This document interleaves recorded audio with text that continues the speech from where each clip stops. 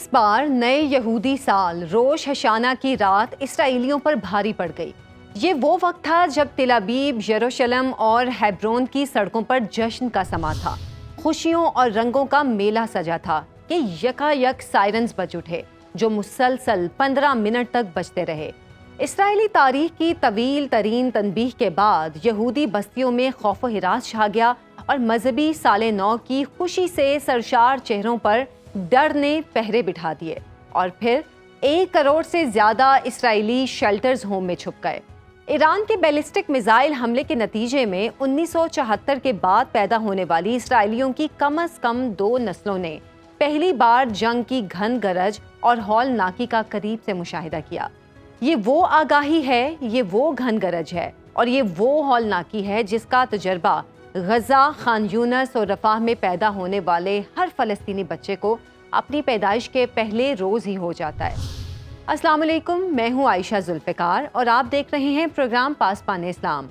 ناظرین، ہفتے کی رات اسرائیل ایران لڑائی کا کینوس مزید وسیع ہو گیا جب امریکہ اور برطانیہ نے یمن کے 4 صوبوں پر بمباری شروع کر دی۔ جمعے کی رات جنوبی بیروت پر نئے حملے میں اسرائیل نے حزب اللہ کے نئے سربراہ ہشام صفی الدین کی ہلاکت کا دعویٰ بھی کیا ہے۔ حملے کے بعد شہر کے گنجان ترین حصے سے آگ کے شعلے اور دھوئیں کے بادل اٹھتے دکھائی دیے۔ مزید کئی عمارتیں ملبے کا ڈھیر بن گئیں اور ہسپتالوں میں ایمرجنسی نافذ کر دی گئی۔ سوال یہ ہے کہ کیا غزہ کے بعد لبنان میں بھی انسانی المیہ جنم لینے جا رہا ہے، اور کیا ایران کی جنگ میں ممکنہ شمولیت تیسری جنگ عظیم کا راستہ کھول دے گی؟ کیا تیسری جنگ عظیم پاکستان کے دروازے پر دستک دے رہی ہے؟ اس پر ہم بات کریں گے۔ ہمارے ساتھ موجود ہیں بین الاقوامی حالات پر گہری نظر رکھنے والی سینئر تجزیہ کار شازیہ چیمہ صاحبہ۔ شازیہ صاحبہ، بہت شکریہ آپ کے وقت کا۔ ایرانی سپریم لیڈر آیت اللہ خامنائی نے کہا ہے کہ ضرورت پڑی تو اسرائیل پر مزید حملے کریں گے، جبکہ دوسری جانب اسرائیل نے ابھی تک ایران پر جوابی حملے کا حق محفوظ رکھا ہوا ہے۔ البتہ لبنان پر ایک اور بڑا حملہ ضرور کیا ہے، اور مزید یہ کہ ہفتے کی رات امریکہ اور برطانیہ نے بھی یمن کو نشانہ بنایا۔ کیا آپ اس جنگ کا دائرہ وسیع ہوتا دیکھ رہی ہیں، اور کیا یہ جنگ تیسری عالمی جنگ کا پیش خیمہ بن سکتی ہے؟ جہاں تک اس کا دائرہ وسیع ہونے کی بات ہے تو دائرہ تو اس کا آلریڈی بہت وسیع ہو گیا ہے۔ اسرائیل نے سیریا پہ اٹیک کیا ہے، اور سیریا کے اندر جو سٹوریج ہاؤس ہے اور حمیم بیس ہے رشیا کی، اس پہ اٹیک کیا ہے۔ اس میں رشیا جو ہے وہ انوالو ہو جائے گا ڈیفینیٹلی بیچ میں۔ پھر رشیا اور ایران کی اپنی اسٹریٹجک پارٹنرشپ بھی ہے۔ اگلے 20 سال کا دفاعی معاہدہ وہ کازان میں اسی مہینے برکس سمٹ میں کی ڈاکومنٹیشن ہو گئی ہے، اس کو سائن کرنے لگی ہیں۔ لیکن ہمیں سمجھنے کی بات یہ ہے کہ گلوبل ساؤتھ کے پاس چارہ کیا ہے، گلوبل ساؤتھ کیسے اس چیز سے نمٹ سکتا ہے، کتنا ریسٹرین وہ کر سکتا ہے۔ ایرانین پرائم منسٹر جو ہیں انہوں نے اس بات کے بارے میں کہا بھی ہے کہ ہم نے اسماعیل ہانیہ کے بعد اس لیے ریسٹرین کو جو ہے وہ رکھا کیونکہ ہمیں کہا گیا تھا امریکہ کی طرف سے کہ سیز فائر ہونے والی ہے، اور ہم سب اس کو جو ہے وہ سیز فائر کو جو ہے امپلیمنٹ کریں گے۔ تو ہم اس وجہ سے رک گئے کہ ہم کسی بھی قسم کی غزہ کے اندر سچویشن کو خراب کرنے کا حصہ نہیں بن سکتے تھے۔ لیکن کون ان وعدوں پہ بلیو کر سکتا ہے؟ جیسے ہی ہمیں پتہ چلتا ہے کہ سید حسن نصر اللہ کی جو ہے وہ شہادت ہوتی ہے، تو دیکھیں کہ کس طرح سے ویسٹ باہر آ کے کانگریچولیٹ کرتا ہے، کیسے وہ کون سا ریٹرک استعمال کرتا ہے، کس طرح سے وہ کہتے ہیں کہ جی ایک دہشت گرد جو ہے وہ آج مارا گیا جس کے ہاتھ بہت سے لوگوں کے خون سے رنگے ہوئے ہیں۔ تو آپ سب پھر یہ سارے آپس میں ملے ہوئے ہیں، اور یہی بات جو ہے آیت اللہ خامنائی نے کل کہی ہے۔ ان کی آدھی تقریر جو ہے وہ عربک میں تھی، اور اسپیسیفکلی عرب دنیا کو وہ ایڈریس کر رہے تھے، آدھی جو ہے وہ فارسی میں تھی۔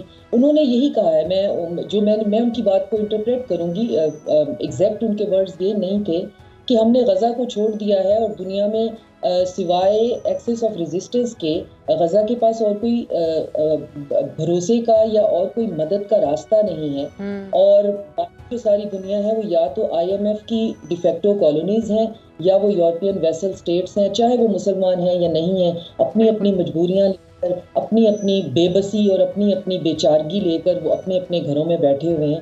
لیکن سوائے اس وقت ہمارے ایکسس آف ریزسٹنس کے غزہ کو کون دیکھ سکتا ہے یا کون. اور پھر ایک اور بات آپ دیکھیں کہ کل خطاب میں پوری کی پوری جو کابینہ ہے ایرانین وہ اس مسجد میں موجود تھی. تو یہ بہت بڑا شو بھی تھا کہ ایک بات یہ ہو رہی تھی کہ اب اتنے ایکسس آف ریزسٹنس کے اتنے لیڈرز مارے گئے ہیں تو اب اگلا نشانہ کون ہوگا, اور یہ سب بنکرز میں گھس انڈر گراؤنڈ ہیں. تو وہ سارے کے سارے جو ہیں وہ زمین کے اوپر تھے, وہ پبلک ڈسپلے پہ تھے, اور ہزاروں کی تعداد میں لوگوں کی سولیڈیرٹی تھی.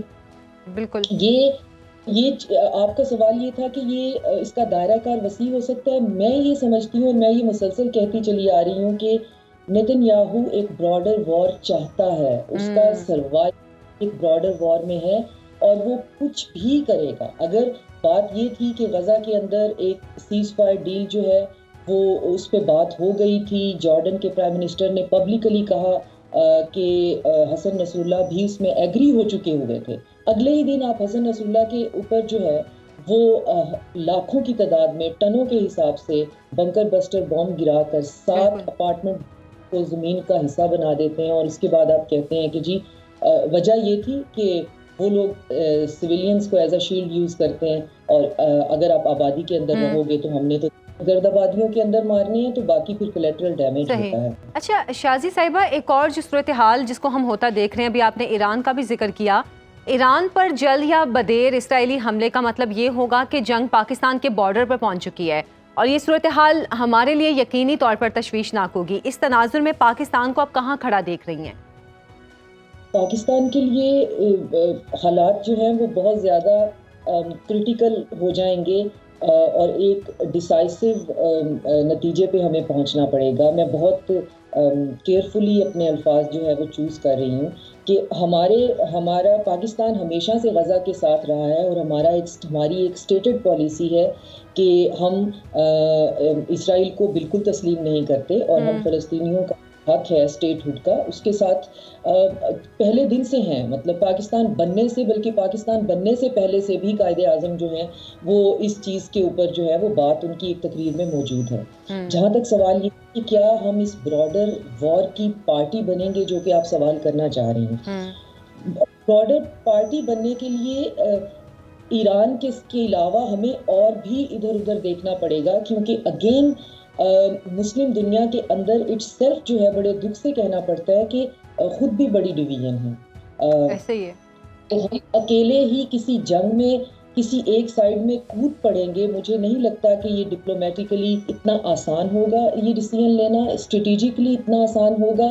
لیکن اس وقت میرے پاس ایسا کوئی وہ نہیں ہے کہ میں آپ کو ڈیسائسولی بتا سکوں.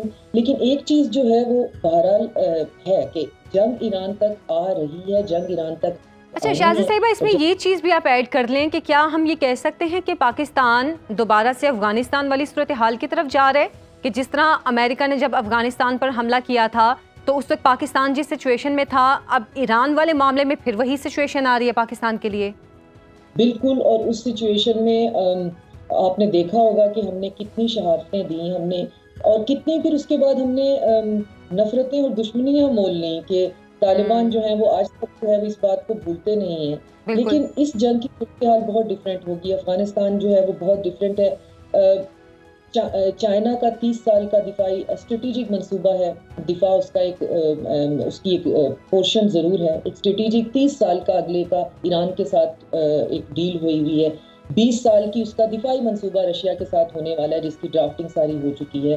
ابھی بھی یہ بات ہو رہی ہے کہ رشین جو ہیں وہ پرائم منسٹر تو آفیشلی ایران میں ہیں, لیکن ایک پروگرام میں نے خود بھی یہ اور کچھ اور انالسٹ نے بھی یہ چیز جو ہے وہ ایمبینس میں اسمیل کی کہ ڈیفینس جو منسٹر ہیں رشیا کے شوئگو, وہ کرملن میں نہیں ہیں, تو انہوں نے پچھلی 2 سیکیورٹی کونسل میٹنگ بھی جو ہے وہ مس کی ہیں. تو سننے میں یہ آ رہا ہے کہ وہ انہی دنوں میں وہ بھی ایران میں ہیں. اور رشیا جو ہے وہ یہ بھی رپورٹس ہیں کہ رشیا ایران کو جو ہے وہ جو بھی سپورٹ ہے وہ اس کو پرووائڈ کر رہا ہے. اور یہ بھی ابھی جو ہے وہ 1 گھنٹہ پہلے میں ایک اور اینالسٹ جو ہیں وہ بہت زیادہ ان کا ان پہ میرا ہے کہ ان کے پاس خبر جو ہے وہ صحیح ہوتی ہے. ان کا یہ کہنا ہے کہ نیتن یاہو نے رشین پریزیڈنٹ کو کال کرنے کی کوشش کی اور انہوں نے ان کی کال اٹینڈ نہیں کی. اچھا. تو اب یہ صورتحال جو ہے یہ ایک بہت براڈر وار کی طرف جا رہی ہے. ویسٹ کے پاس ویسٹ کا ڈیلیما یہ ہے, ویسٹ سے میری مراد ہے یہی اینگلو سیکسن ورلڈ جو ہے, امریکہ ہو گیا اور یورپ اس کی ویسلز ہو گئے, جو کہ 1/3 بھی دنیا کی پاپولیشن کا نہیں بنتے. ان کا پرابلم یہ ہے کہ انہوں نے یوکرین کے اندر رشیا کو دیکھ لیا ہوا ہے, رشیا کی مائٹ بھی دیکھ لی ہے, پاور بھی دیکھ لی ہے, اور ساتھ میں یہ بھی دیکھ ہم ویسٹ جو ہے وہ صرف اے سیمیٹریکل وار کر سکتا ہے. سیمیٹرک وار جو ہے, سیمیٹریکل وار آپ دیکھیں کہ کل اور پرسوں کے حملے میں جو اسرائیل نے کیا ہے لیبنان پہ, حزب اللہ نے مطلب انیشلی پہلے چند گھنٹوں میں ہی 8 اسرائیلی سولجر جو ہیں مار کے انہوں نے باڈی بیگز میں بھیج دیے ہیں. تو سیمیٹریکل وار کرنا ایون حزب اللہ کے ساتھ بہت مشکل ہے, تو کہاں آپ رشیا کے ساتھ جو ہے وہ ایکسپیریمنٹیشن کر بھی رہے ہیں پچھلے 2 سالوں سے. آخر میں آپ سے میں جاننا چاہوں گی کہ کیا اسرائیل گریٹر اسرائیل کا جو ان کا نظریہ ہے یا خواب ہے اس کو پورا کرنے کی طرف, جو حالات نارملائز ہو رہے تھے تو نیتن یاہو نے اسمبلی میں جو ہے یونائٹڈ نیشن اسمبلی میں جا کے ایک میپ دکھایا تھا جس میں اس نے بتایا تھا, جس میں گولان ہائٹس بھی نہیں تھے اور ویسٹ بینک بھی نہیں تھا, اور اس نے کہا تھا یہ پورے کا پورا جو ہے وہ عرب کی طرف سے ہمارے پاس ایک ٹریڈ روٹ بنے گا, جس کے اندر ایک غزہ جو ہے وہ ایک پٹی کی طور پہ اس نے کہا کہ بس یہاں پہ یہ رہ جائے گا. وہ ہو سکتا تھا اگر ابراہیم اکارڈ کی نارملائزیشن ہو جاتی. وہ 7 اکتوبر جو ہے حماس نے اس کو ملیا میٹ کر دیا. اب بہت بڑا فیس جو ہے وہ کیپنگ کا پرابلم ہے, فیس ویلیو جاتی ہے اگر اسرائیل کے ساتھ کوئی بھی عرب ملک جو ہے وہ نارملائزیشن کی بات کرتا ہے, اور وداؤٹ عرب سپورٹ اور نارملائزیشن گریٹر اسرائیل کا کوئی وجود ہی نہیں ہے. اب صرف ایک سٹیٹ کی بات ہو رہی ہے, اور اس سٹیٹ میں اس طرح کی ڈیموکریسی ہوگی کہ فلسطینی اور اسرائیلی جو بھی رہتے ہوں گے وہ ایک اسٹیٹ ہوڈ بنائیں گے, اور پیلسٹینین آف کورس تعداد میں زیادہ ہیں تو فلسطین ہی بنے گا. اور یہ میں اور آپ نہیں کہہ رہے ہیں, یہ ویسٹرن میڈیا کہہ رہا ہے. تو اب جو حالات میں گریٹر اسرائیل نہیں بننے والا ہے, اس میں ایک فلسطین بننے والا ہے جس میں اسرائیلی اسی طرح رہیں گے جس طرح سے وہ رہنے کے لیے آئے تھے آفٹر دی آٹومن ایمپائر. ٹھیک ہے, بہت بہت شکریہ شازیہ چیمہ صاحبہ آپ کے وقت کا. ناظرین, battle of war Middle East میں بڑے حریفوں ایران اور اسرائیل کی جنگی طاقت کا موازنہ کیا ہے؟ مہلک ایرانی میزائلوں کے مقابلے میں اسرائیلی آئرن ڈوم ڈیفینس سسٹم کتنا مؤثر ہے؟ اس پر بات کریں گے ایک بریک کے بعد. ویلکم بیک ناظرین. نئے یہودی سال کی پہلی رات ایران کا اسرائیل پر میزائلوں اور راکٹوں سے حملہ آج کی دنیا میں غیر معمولی قرار دیا جا رہا ہے.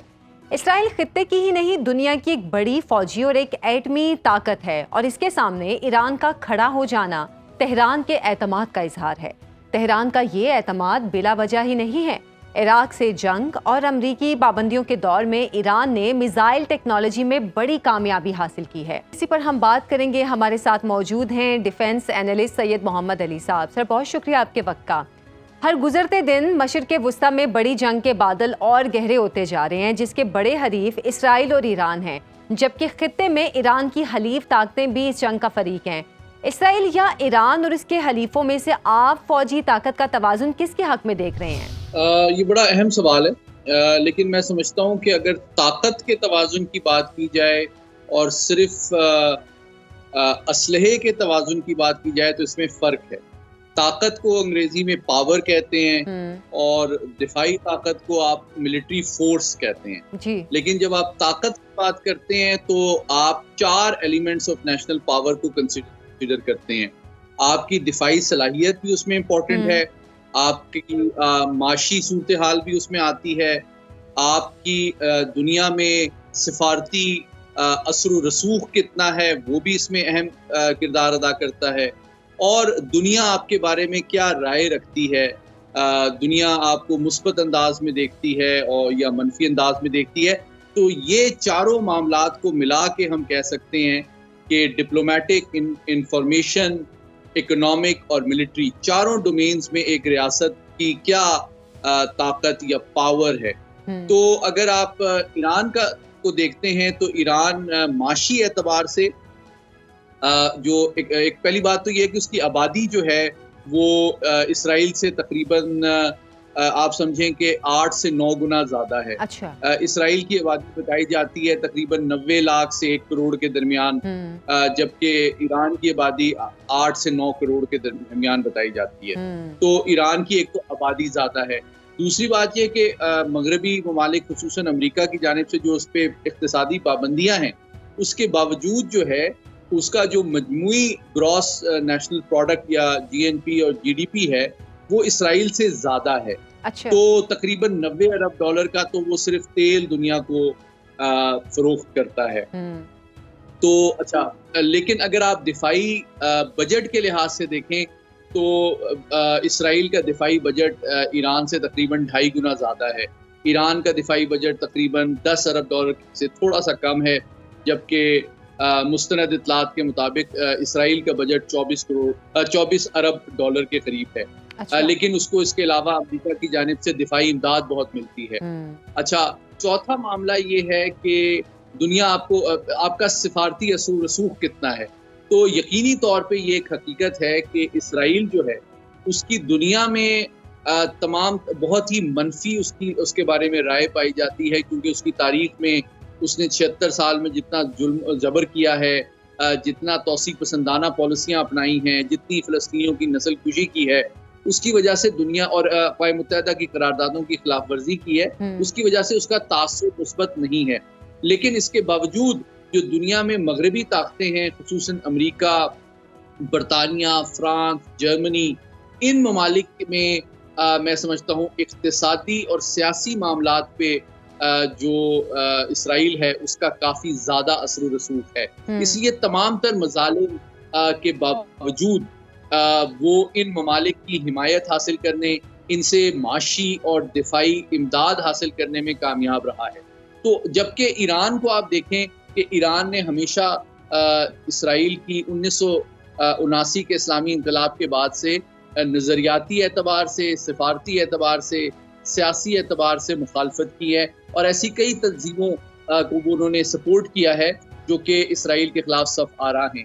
لیکن اس کے باوجود جو ترقی پذیر اور مسلم دنیا ہے اس میں ایران کے بارے میں ایک مثبت رائے پائی جاتی ہے. لیکن مغربی طاقتیں اس کے باوجود اس کو ایک دشمن ملک تصور کرتی ہیں، اور جو امریکہ کا اس خطے میں جو پالیسی ہے کہ اسرائیل جو ہے وہ اس خطے کی سب سے بڑی طاقت بن سکے، اس کے راستے میں سمجھتا ہوں مشرق وسطیٰ کے اندر سیاسی اور دفاعی اعتبار سے ایران جو ہے وہ سب سے بڑی رکاوٹ ہے. اچھا سعید علی صاحب، عالمی میڈیا پر تجزیہ کاروں کی جانب سے ایران کی میزائلوں کی طاقت کو بہت غیر معمولی قرار دیا جا رہا ہے، کیا واقعی ایسا ہے؟ دیکھیں، اس کے 3 پہلو ہیں جو میں آپ کے سامنے رکھنا چاہوں گا. یہ بات ایک حقیقت ہے کہ ایران نے جو ہے جب سے اسلامی انقلاب آیا تو اس وقت جو ایران کی دفاعی افواج تھیں، ایئر فورس، آرمی اور نیوی، وہ مکمل طور پر مغربی اور خصوصاً امریکی اسلحے پر ان کا دار و مدار تھا. تو جب ان کے اوپر پابندیاں لگی تو انہوں نے ایسی حکمت عملی بنائی. کچھ تو انہوں نے چین اور روس کی طرف تعاون کو فروغ دیا تاکہ اپنی دفاعی ضروریات پوری کر سکیں، لیکن خصوصاً چونکہ ان کی ایئر فورس جو ہے وہ کوئی بہت زیادہ مضبوط اور جدید ترین طیاروں سے لیس نہیں ہے. اس لیے اس کمی کو میں سمجھتا ہوں کہ کمپنسیٹ کرنے کے لیے ایران نے اپنے میزائل پروگرام پہ بہت زیادہ توجہ دی ہے. اور پچھلے 25-30 سال میں آپ کو نظر آتا ہے کہ پہلے تو ان کے پاس بہت ہی کروڈ قسم کے اسکڈ میزائلز کی کچھ ڈیریویٹیوز تھے، اس کی ماڈرن ورژنز تھیں. اس کو انہوں نے رینج بڑھائی، فیول اس میں زیادہ کیا، اور ایک متروک ٹیکنالوجی اور معیار کے ان کے پاس میزائلز تھے. لیکن حال ہی میں جو جدید ترین اور امریکہ کے مستند ترین تھنک ٹینکس ہیں، ان کی اسیسمنٹ کے مطابق پچھلے 4-5 سال میں ایران نے معیار اور مقدار دونوں لحاظ سے اپنے میزائل پروگرام کو بہت زیادہ ترقی دی ہے. بلکہ میں بتاتا چلوں کہ ان کا جو اسپیس پروگرام ہے وہ بھی اس معیار پہ پہنچ چکا ہے کہ اب وہ اپنی جو سیٹلائٹس ہے وہ خود اپنے اسپیس لانچ وہیکلز کے ذریعے سے لانچ کرنے کی صلاحیت رکھتا ہے. اس سے یہ ثابت ہوتا ہے کہ ان کا جو میڈیم رینج اور انٹرمیڈیٹ رینج بیلسٹک میزائل کا پروگرام کافی ایڈوانس ہو چکا ہے. اب آخری بات یہ کرنا چاہوں گا کہ دیکھیں ان کے 3 طرح کے میزائلز انہوں نے ڈیولپ کیے ہیں. کچھ ان کے انٹرمیڈیٹ اور میڈیم رینج میزائلز ہیں جس طرح کے انہوں نے ابھی اسرائیل کے خلاف حملے میں استعمال کیے. دوسرا جو کہ جن کی رینج تو 2000 کلومیٹر سے زیادہ ہے، لیکن وہ چونکہ کوئی بڑے پیمانے پہ تباہی پھیلانے والے ایٹمی، کیمیاوی یا حیاتیاتی ہتھیار تو نہیں لے کے جا رہے، اس لیے چونکہ وہ روایتی جو اس کا وار ہیڈ ہوتا ہے وہ اتنا ایکوریٹ نہیں ہوتے کہ وہ بڑے پیمانے پہ تباہی پھیلا سکیں یا بہت ایکوریٹلی کسی بلڈنگ یا ہیڈ کوارٹر کو یا ایئر بیس کو نشانہ بنا سکیں. البتہ حال ہی میں جو ابھی انہوں نے حملہ کیا اسرائیل پہ، اس میں 2 چیزیں امریکہ کے چوٹی کے جو ماہرین ہیں میزائل ٹیکنالوجی کے، انہوں نے نشاندہی کی ہے 1-2 دن پہلے. جی ان کا کہنا یہ ہے کہ جو ان کے ایک بڑے ایئر بیس کے اوپر حملہ کیا گیا تھا، اس میں جو اسرائیل کے بیانات ہیں اس کے مطابق تقریباً 180 سے 200 کے درمیان میزائل اسرائیل کے خلاف ایران نے داغے تھے. لیکن جو امریکہ کے چوٹی کے پروفیسر ہیں جیفری لوئس، جو کہ سینٹر فار نیوکلیئر اسٹڈیز کے سربراہ ہیں، ان کی تحقیق کے مطابق جو اوپن سورس سیٹلائٹ امیجری ہے اس میں یہ نظر آ رہا ہے کہ تقریباً 32 کے قریب میزائل ایسے ہیں جو کہ اسرائیل کے فضائی دفاع کے نظام کو ناکام بناتے ہوئے کامیابی سے وہ ہدف تک پہنچے ہیں. ان کی ہٹس جو ہیں، ان کا امپیکٹ جو ہے وہ اسرائیل کے مین ایئر بیس پہ جہاں پہ جدید ترین F-35 ایئر کرافٹ متعین ہیں وہ دکھائی دے رہا ہے. اس سے یہ بات ثابت ہوتی ہے کہ ان میزائلوں نے جو ہے وہ ان کے فضائی دفاع کے نظام کو تو ڈیفیٹ کیا ہے. ہاں البتہ بہت ایکوریٹلی انہوں نے ہوائی جہازوں کے بنکرز کو ان کے جو جہاں ان کی محفوظ پناہ گاہیں ہوتی ہیں یا پارکنگ ہوتی ہے اس کو نشانہ نہیں بنایا. یہ ایک حقیقت ہے. آخری بات یہ کہ حال ہی میں جو امریکی تھنک ٹینک سے انہوں نے اس بات کی بھی نشاندہی کی ہے کہ اس حملے میں صرف اشارے کے طور پہ چند ایسے ہائپر سونک کروز میزائل بھی ایران نے استعمال کیے جو کہ بہت تیزی کے ساتھ ان کے تمام تر جو میزائل ڈیفنس سسٹم ہے اس کو ناکام بناتے ہوئے اپنے ٹارگٹس تک پہنچے ہیں، جو کہ اس بات کا ثبوت ہے کہ کچھ علامتی طور پہ ان کے میزائل پروگرام میں ایسی صلاحیت ہے کہ وہ اسرائیل کے فضائی دفاع کے نظام کو ڈیفیٹ کر سکتے ہیں. لیکن اس میں آخری بات جو کہنا بہت ضروری ہے وہ یہ کہ اپنی تمام تر جو صلاحیت اور ٹیکنالوجی ہے اس کا ایران نے ابھی بھرپور انداز میں استعمال نہیں کیا ہے، اس احتمال کے تحت کہ اگر اسرائیل کی جانب سے کوئی بڑا حملہ دوبارہ سے ایران پہ کیا جاتا ہے تو اس کے جواب میں پھر ایک بڑی کارروائی ایران سے یہ توقع کی جا رہی ہے کہ پھر وہ ایسے میزائل استعمال کرے گا جو کہ ایکوریٹ بھی ہوں گے اور ہائپر سونک بھی ہوں گے، اور وہ صرف ان کے ایئر ڈیفنس سسٹم کو ڈیفیٹ نہیں کریں گے بلکہ زمین پہ جو اہم انسٹالیشنز ہیں ان کو بھی نقصان پہنچا سکتے ہیں. اچھا سعید علی صاحب، ایران کے پاس بیلسٹک میزائل تو موجود ہیں اور ابھی آپ نے کچھ میزائلز کے حوالے سے بھی ڈیٹیل بتائی ہے. کیا ایران تیار ایٹم بم بھی رکھتا ہے؟ اور اگر واقعی ایران ایک مصدقہ ایٹمی قوت ہے تو ایران کے حوالے سے اسرائیل کی ریڈ لائن کیا ہوگی، یعنی وہ کس حد تک جا سکے گا؟ بہت اہم سوال ہے آپ کا. دیکھیے میں سمجھتا ہوں کہ حقیقت یہ ہے کہ اگر آپ انٹرنیشنل اٹامک انرجی ایجنسی یا IAEA کی جو سالانہ رپورٹس ہیں ایران کے حوالے سے ان کا غور سے مطالعہ کریں تو اس سے یہ بات سامنے آتی ہے کہ 2015 میں جو اوباما ایڈمنسٹریشن کے دوران جو ایران کے حوالے سے نیوکلیئر ڈیل کی گئی تھی، جس کو عرف عام میں ایران نیوکلیئر ایگریمنٹ کہتے ہیں لیکن اس کا اصل نام joint comprehensive plan of action تھا، جس میں 6 ممالک شامل تھے ایران کے ساتھ.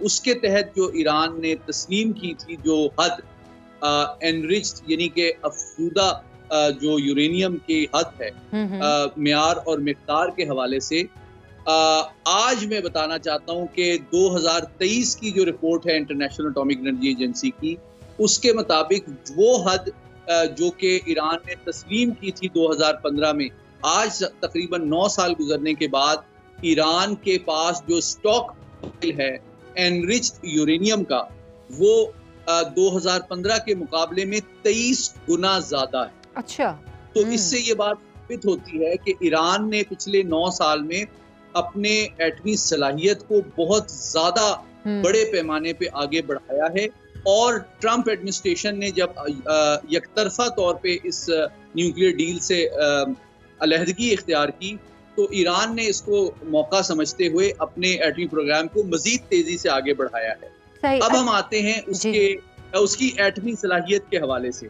دیکھیے، جہاں تک ایٹمی ہتھیار بنانے کا معاملہ ہے، میں سمجھتا ہوں کہ امریکہ کے بھی جو چوٹی کے نیوکلیر سائنسدان ہیں وہ یہ سمجھتے ہیں کہ ایران کا اپنی ایٹمی صلاحیت کو ایٹمی ہتھیار کی شکل دینا ٹیکنیکی مہارت سے زیادہ ایک سیاسی اور نظریاتی کوشچن ہے، چونکہ ان کی نظریاتی قیادت نے یہ موقف اپنایا ہوا ہے کہ جو ایٹمی ہتھیار ہیں وہ ان کے نظریے کے مطابق حرام ہیں، کیونکہ وہ انسانی جان کو بڑے پیمانے پہ نقصان پہنچاتے ہیں۔ لیکن آج کے وقت، آج کی تاریخ میں آپ کو بتا رہا ہوں کہ ایران کے جو چوٹی کے پالیسی ساز اور اہم ترین اسکالرز ہیں وہ یہ سمجھتے ہیں کہ آج کے بدلتے ہوئے حالات میں اگر ایران کی ایٹمی صلاحیت کو نقصان پہنچانے کی کوشش کی جائے یا ان کی قومی سلامتی کو بڑے پیمانے پہ خطرہ لاحق ہو، تو یہ جو فتویٰ موجود ہے آیت اللہ خامنائی کا جو ایٹمی ہتھیاروں کی حرمت کے حوالے سے، اس پہ نظر ثانی کی جا سکتی ہے اور ایران اپنی پالیسی کو تبدیل کر سکتا ہے اور قومی سلامتی کے تقاضوں کے تحت وہ اپنی صلاحیت کو ایٹمی ہتھیار کی شکل بھی دے سکتا ہے، اور نان پرولیفریشن ٹریٹی جس کا ایران حصہ شاہ آف ایران کے دور میں بنا تھا، اس سے بھی اپنی علیحدگی اختیار کر سکتا ہے۔ اچھا، گزشتہ کچھ سال سے سعید علی صاحب، جبکہ دنیا 5th جنریشن وار کی طرف جا رہی تھی اور ایسا لگتا تھا کہ انٹرنیٹ اور ٹیکنالوجی کے ذریعے شکست دینے کی کوشش کی جا رہی ہے قوموں کو، لیکن کچھ سالوں میں جیسے کہ یوکرین اور رشیا کی وار ہوئی، اس کے بعد اسرائیل نے غزہ پہ جو صورتحال، ایک جنگ کی صورتحال مسلط کی، اور اب لبنان، شام، مصر، باقی ملکوں کی طرف یہ جا رہی ہے۔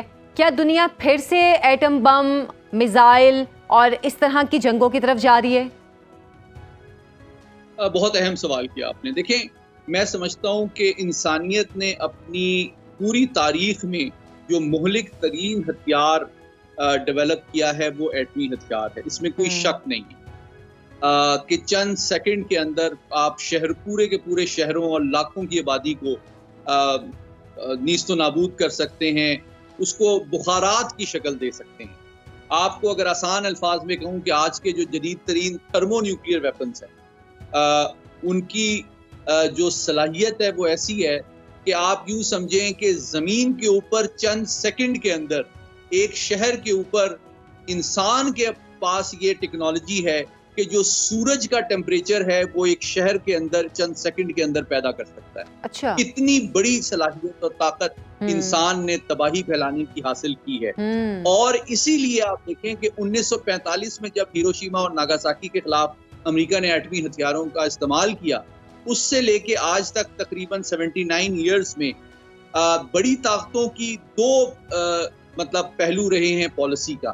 ایک تو یہ کہ دیگر ممالک کو یہ ٹیکنالوجی حاصل نہ کرنے دی جائے، اور دوسرا یہ کہ اپنی صلاحیت کو بڑی طاقتیں جو ہیں امریکہ، برطانیہ، فرانس اور چین، انہوں نے بہت زیادہ آگے ترقی دی ہے۔ ایک وقت تھا، میں آپ کو بتاتا چلوں، جب سرد جنگ اپنے عروج پہ تھی 1970 میں، تو صرف روس کے پاس تقریباً 30,000 ایٹمی ہتھیار تھے۔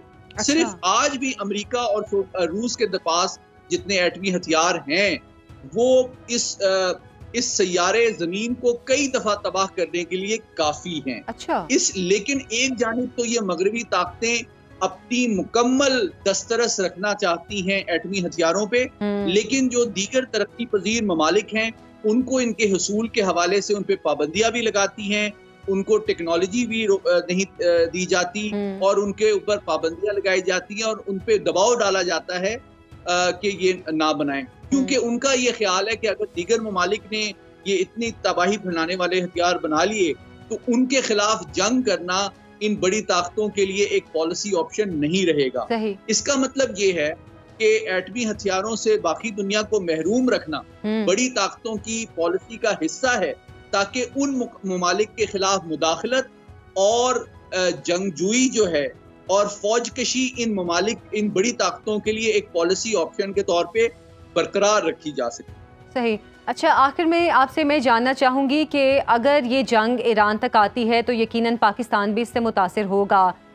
پاکستان کو ایک تو آپ کہاں دیکھ رہے ہیں، اور ایران کے معاملے میں رشیا اور چائنا کا کردار آپ کو کیا لگ رہا ہے؟ پہلے میں رشیا اور چائنا کی بات کر کے پاکستان بالکل پہ آتا ہوں. دیکھیں، بات یہ ہے کہ عالمی سطح پہ یہ دونوں بڑی طاقتیں ہیں، اور دیکھ لیتے ہیں کہ ابھی ان کا موقف کیا ہے. اقوام متحدہ کی سیکیورٹی کونسل کے چین اور روس دونوں مستقل اراکین ہیں، اور یقینی طور پہ وہ جنگ بندی پہ دونوں ممالک زور دے رہے ہیں، اور ان کی کچھ نہ کچھ ہمدردی سفارتی محاذ پہ ایران کے لیے پائی جاتی ہے. اور اس کی بنیادی وجہ یہ ہے کہ پورے جو مشرق وسطیٰ کے اندر وہ امریکہ کے حمایت یافتہ اسرائیل کی مکمل سیاسی، سفارتی اور دفاعی بالادستی شاید اپنے مفادات کے خلاف سمجھتے ہیں. دوسری بات یہ ہے کہ ایران کی جو افواج ہیں، آرمی، ایئر فورس، نیوی، ان کا بیشتر اسلحہ جو ہے وہ آج روس ہی کا دیا ہوا ہے، بلکہ جو اس کے ایٹمی ری ایکٹر ہے جو انٹرنیشنل اٹامک انرجی ایجنسی کے تعاون کے تحت ایران میں نصب کیا گیا، وہ بھی اس کو روس نے ہی پرووائڈ کیا تھا. اس سے یہ ثابت ہوتا ہے کہ روس اپنا عمل دخل اور چین بھی اپنی تجارت اور اپنی توانائی کی ضروریات پوری کرنے کے لیے ایران کے ساتھ قربت رکھنا چاہتا ہے، اور اس خطے میں ایک طاقت کا توازن چاہتا ہے. اور اگر یہ جنگ پھیلتی ہے، کشیدگی میں مزید اضافہ ہوتا ہے، تو یہ ممکن ہے کہ چین سے معاشی سطح پہ اور روس سے دفاعی سطح پہ ایران کو مزید تعاون دستیاب ہو سکے. ہاں، لیکن ان دونوں ممالک کا اس کشیدگی میں براہ راست فوجی مداخلت کے امکانات میں نہیں دیکھتا. اب ہم آتے ہیں پاکستان کی طرف. دیکھیں، پاکستان کئی اعتبار سے اس جنگ سے متاثر ہو رہا ہے اور ہو سکتا ہے. پہلی بات تو یہ ہے کہ آپ جانتے ہیں کہ پاکستان چونکہ اپنی توانائی کی ضروریات پوری کرنے کے لیے مشرق وسطیٰ کے ممالک سے تیل اور گیس خریدتا ہے، اور ہماری جو امپورٹس ہیں اس کا ایک بہت بڑا حصہ جو ہے وہ توانائی کی داخلی ضروریات پوری کرنے کے لیے استعمال ہوتا ہے، قیمتی زر مبادلہ. تو اگر مشرق وسطیٰ میں کشیدگی آگے بڑھتی ہے اور تیل اور گیس کی رسد جو ہے متاثر ہوتی ہے، تو یقینی طور پہ پاکستان کی انرجی سیکیورٹی کے لیے یہ ایک بڑا چیلنج پیدا ہو سکتا ہے. دوسری بات یہ ہے کہ تیل کی قیمتیں آلریڈی بڑھ چکی ہیں، اور اگر مزید کشیدگی ہوتی ہے تو ان میں مزید اضافے کے امکانات میں دیکھ رہا ہوں، جس کے نتیجے میں پاکستان کا جو امپورٹ بل ہے تیل اور گیس کا، اس میں بھی اضافہ ہوگا، جو کہ پاکستان کے بیلنس آف ٹریڈ کو مزید منفی انداز میں متاثر کرے گا، اور پاکستان کی جو معاشی ترقی کی کوششیں ہیں اس کو بھی منفی انداز میں متاثر کرے گا، اور پاکستان کے اندر چیزوں کی مہنگائی کم کرنے کی جو گورنمنٹ کی کوشش ہے اس پہ بھی منفی اثرات مرتب ہوں گے. دوسری بات یہ ہے کہ ہماری جو عوام ہے، اور جو چونکہ ہم مسلمان اکثریتی قوم ہیں، تو یقینی طور پہ فلسطینیوں کا دکھ درد یہاں بہت زیادہ ہے، اور اسرائیل کے حوالے سے غم و غصہ پایا جاتا ہے. تو ہمارے ملک کی حکومت کی جو پالیسیز ہیں یقینی طور پہ وہ قومی مفادات اور عوام کی جو امنگیں ہیں اس کی ترجمانی کرتی ہیں. آپ کو یاد ہوگا کہ 2 دفعہ کور کمانڈر کانفرنس میں جو ISPR کا اعلامیہ بھی جاری ہوا، اس میں بہت سخت ترین الفاظ میں اسرائیل کی جارحیت کی مذمت کی گئی تھی. اور مسئلہ فلسطین کے حوالے سے تو ہمارے وزیر اعظم نے اقوام متحدہ کی جنرل اسمبلی میں خطاب کرتے ہوئے یہ بات بالکل واضح کر دی کہ ہمارا موقف وہی ہے جو بانی پاکستان قائد اعظم محمد علی جناح کا تھا، اور اس کے 4 اصول ہیں کہ جناب، پہلی بات یہ ہے کہ فوری طور پہ جنگ بندی ہونی چاہیے. دوسری بات یہ کہ تمام تر جو ریلیف سپلائیز ہیں اس کا فلسطین اور لبنان کے عوام کو حق حاصل ہے، ان کو فوری طور پہ اپنی ضروریات زندگی ملنا ان کا حق ہے. تیسری بات یہ ہے کہ 2 اسٹیٹ سولوشن ہونا چاہیے، ایک آزاد، خود مختار، غیر منقسم فلسطینی ریاست کا قیام جو ہے وہ واحد حل ہے مسئلہ فلسطین کا. اور چوتھی بات یہ ہے کہ اس سرحدیں جو ہیں وہ وہی ہونی چاہیے جو کہ 1967 کی جنگ سے پہلے تھی، یعنی کہ جو مقبوضہ علاقے ہیں اسرائیل کے جس پہ وہ قابض ہے، اس سے اس کو دستبردار ہونا ہوگا. اور آخری بات یہ کہ اس کا جو دار الخلافہ ہے وہ بیت المقدس جو ہے وہ اس کا مستقل دار الخلافہ ہونا چاہیے. یہ پاکستان کا وہی موقف ہے جو ہمیشہ سے رہا ہے اور انشاءاللہ ہمیشہ رہے گا. بہت بہت شکریہ سید محمد علی صاحب آپ کے وقت کا. خون شہیداں سے پھوٹتی ہے سحر، ہر صبح کسی نہ کسی شہید وطن کا تازہ لہو وطن کی مٹی میں جذب ہو کر اس کی زرخیزی کو نئی عمر عطا کرتا ہے. تذکرہ شہداء ہوگا، لیکن پہلے لیں گے ایک بریک. ویلکم بیک ناظرین، پروگرام میں آپ کو ایک بار پھر سے خوش آمدید کہیں گے. ناظرین، 22 ستمبر 2024 کو سوات میں غیر ملکی سفیروں اور معزز مہمانوں کے پولیس اسکواڈ کی گاڑی پر آئی ڈی دھماکے کے سرغنہ سمیت 2 خوارجی گزشتہ روز ایک خفیہ آپریشن کے دوران جہنم واصل ہو گئے، جبکہ ان کا ایک ساتھی زخمی حالت میں گرفتار کر لیا گیا. ایسا ہی ایک اور آپریشن شمالی وزیرستان کے علاقے سپنوام میں بھی کیا گیا، جس میں 6 خوارجی جہنم واصل ہوئے. فوجی کارروائی کے دوران ایک لیفٹیننٹ کرنل سمیت 5 جوانوں نے جام شہادت بھی نوش کیا. فیصل آباد سے تعلق رکھنے والے لیفٹیننٹ کرنل محمد علی شوکت آپریشن کی قیادت کر رہے تھے. لانس نائک محمد اللہ شہید کا تعلق ضلع خیبر سے تھا، جبکہ لانس نائک اختر زمان لکی مروت کے رہنے والے تھے. شہید لانس نائک شاہد اللہ ٹانگ کے رہائشی تھے، جبکہ شہید لانس نائک یوسف علی لور اورگزئی اور سپاہی جمیل احمد شہید کا تعلق سوات سے تھا. اللہ شہدائے وطن کی قربانیوں کو مقبولیت عطا کرے، آمین. دہشت گردی کی جنگ میں پاک فوج کی جانی قربانیوں پر ہم بات کریں گے. ہمارے ساتھ موجود ہیں میجر جنرل ریٹائرڈ زاہد محمود صاحب. سر، بہت بہت شکریہ آپ کے وقت کا. سر، 22 ستمبر کو غیر ملکی سفیروں کے قافلے کی پولیس اسکواڈ پر حملے میں ملوث خوارجی گزشتہ دنوں مارے گئے. فتنہ الخوارج کے لیے اس کارروائی میں کیا پیغام ہے؟ سب سے پہلے تو میں اپنے جو شہداء جن واقعات کا آپ نے ذکر کیا ہے ان کو سلام پیش کرتا ہوں، اور نہ صرف اپنی طرف سے بلکہ پورے پاکستان کی طرف سے یہاں سے کے رہنے والوں کے لیے جن کی زندگیوں کو محفوظ بنانے کے لیے انہوں نے جام شہادت نوش کیا ہے، ان کی اس قربانی کو سلام پیش کرتے ہیں، اور ان کے خاندانوں کو، تمام شہداء کے خاندانوں کو سلام پیش کرتے ہیں.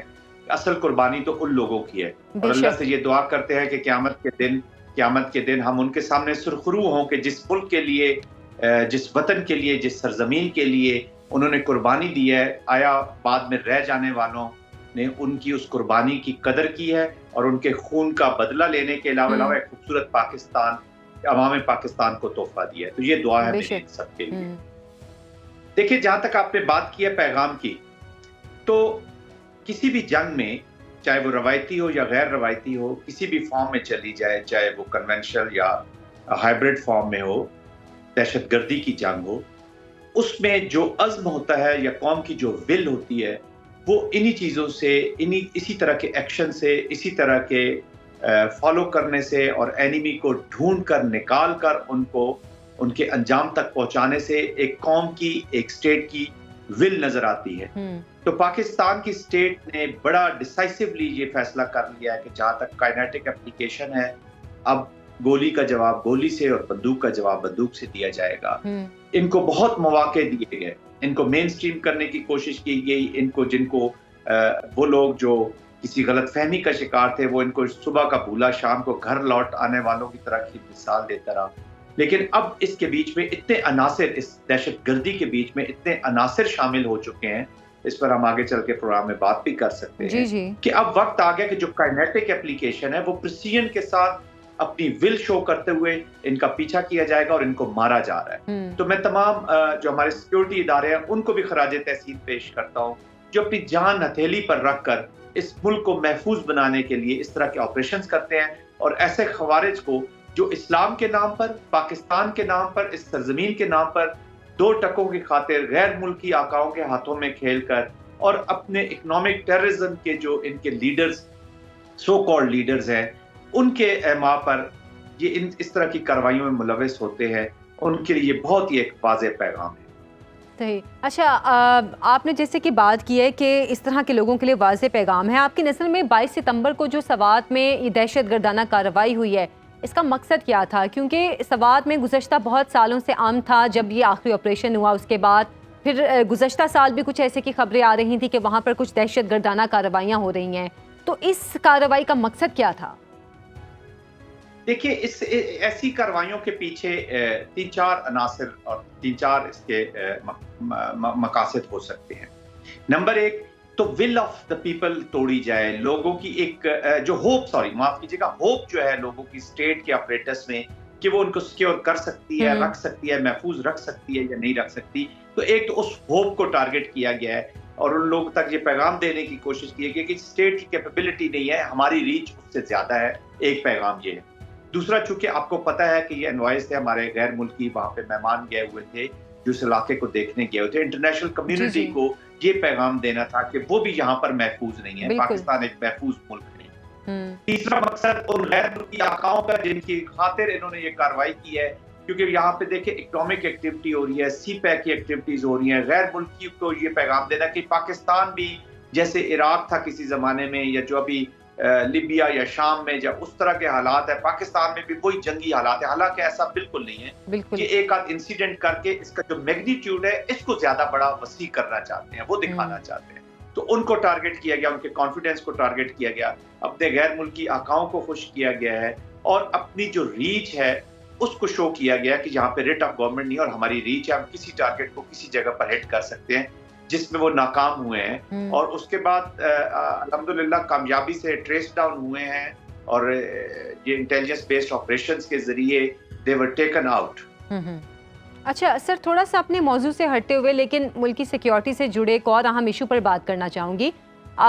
گزشتہ روز بھارت نے شنگھائی تعاون تنظیم کے اجلاس میں شرکت کے لیے اپنے وزیر خارجہ جے شنکر کو پاکستان بھیجنے کا اعلان کیا ہے۔ 10 سال بعد کسی بھارتی عہدیدار کا، کسی بڑے بھارتی عہدیدار کا یہ دورہ پاکستان ہوگا پہلا۔ کیا آپ سمجھتے ہیں کہ دونوں ملکوں کے درمیان برف کچھ پگھلی ہے، یا ابھی بھی بڑے پیمانے پر اعتماد سازی کے لیے اقدامات کی ضرورت ہے؟ دیکھیے، ایک تو اس میں خوش آئند بات یہ ہے کہ پاکستان کی جو کانفیڈنس ہے پاکستان کی اسٹیٹ میں، انٹرنیشنل کمیٹی کا، انٹرنیشنل کمیونٹی کا، بیکاز آف دی ڈیلیورنس ابھی بہتر چیزیں ہو رہی ہیں، یہاں اکنامک ڈیلیوری بہتر ہو رہی ہے، چیزیں بہتر ہو رہی ہیں، تو ایک تو کانفیڈنس ہے پاکستان میں کہ یار اس اسٹیٹ کے ساتھ پاکستان کو، جو انڈیا کی ہمیشہ کوشش رہی ہے یا کچھ ہمارے جو اینیمیز ہیں ان کی کوشش رہی ہے کہ اس کو آئسولیٹ کیا جائے، تو پاکستان تو آئسولیٹ نہیں ہو رہا، الحمدللہ ایفرٹ کی جا رہی ہے گورنمنٹ کے اور تمام اداروں کی طرف سے۔ دیکھیے ملیشیا کے پریزیڈنٹ یہاں پہ تھے، ابھی یہاں پہ آئے ہوئے تھے پرائم منسٹر، اور اس کے علاوہ یہاں پر ابھی یونائٹڈ عرب ایمریٹس کا آنے والے ہیں، یہاں پہ وفد آنے والا ہے، سعودیہ کا وفد آنے والا ہے۔ اب یہ ایس سی او کی کانفرنس یہاں پہ ہو رہی، تو جو پاکستان کو ایک آئسولیٹ کرنے کا یا آئسولیشن کا طرف ایک سٹیپ تھا وہ تو ہو نہیں رہا۔ پھر آپ دیکھ رہے ہیں کہ انڈیا کی جو ریجن میں ان کی جو پالیسیز ہیں وہ تھوڑی سی انڈر پریشر ہیں، ابھی بنگلہ دیش کی مثال آپ کے سامنے ہے، باقی کنٹریز بھی جو ہے وہ ان کا جو ان کو سبسروینٹ رکھنے کا جو ایک ایٹیٹیوڈ رہا ہے یا جو ایک آبجیکٹو رہتا ہے to keep all the neighbours subservient to their policies, وہ ابھی ذرا تھوڑا سا چیلنج ہو رہا ہے۔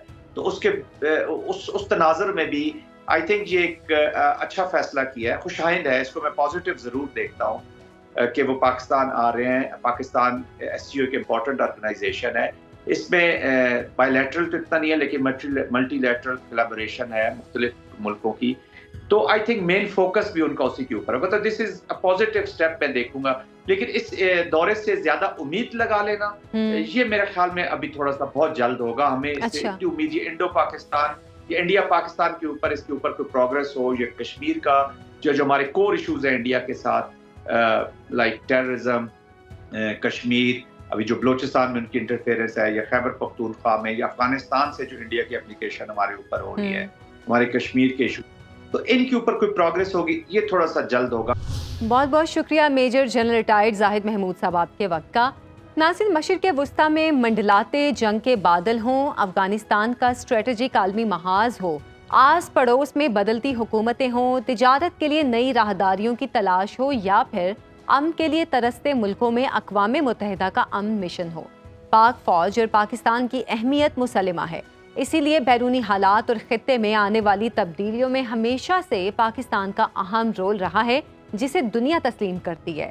اسی لیے پاکستان کے دورے پر آئے ملیشیا کے وزیر اعظم انور ابراہیم نے army chief general Asim Munir سے ملاقات کی اور پاک فوج کی پیشہ ورانہ صلاحیتوں پر انہیں خراج تحسین بھی پیش کیا۔ دونوں ملکوں کے درمیان فوجی تعاون مزید مضبوط بنانے پر بھی بات ہوئی۔ اسی لیے تو کہتے ہیں پاکستان زندہ باد، پاک فوج پائندہ باد۔ اجازت دیں، اللہ حافظ۔